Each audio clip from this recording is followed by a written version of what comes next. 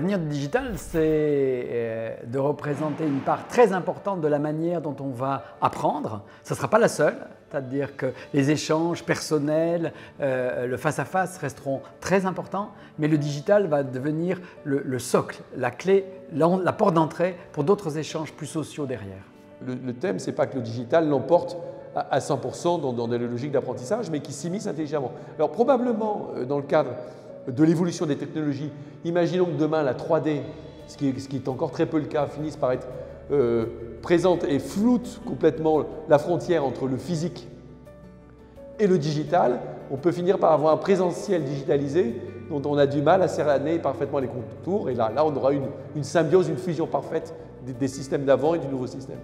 L'avenir du digital learning, c'est d'aller vers plus d'interactions humaines, beaucoup plus, vers des formats du web, de se rapprocher des pratiques grand public et le mobile évidemment.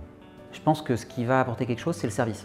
Tout ce qu'on peut apporter comme service et notamment tout ce qui va permettre de s'adapter à l'apprenant et tout ce qui va faire que quelqu'un avec des algorithmes qui essaye de déceler les pratiques d'un individu va pouvoir permettre de dire que on va pouvoir avoir quelque chose qui va s'adapter progressivement à sa pratique et à ses besoins. L'avenir, c'est ce que les gens en feront.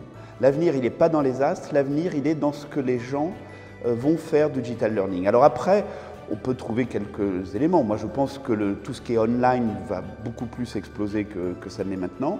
Je pense que tout ce qui est mélange de jeux et de contenu est quelque chose qui va vraiment se développer.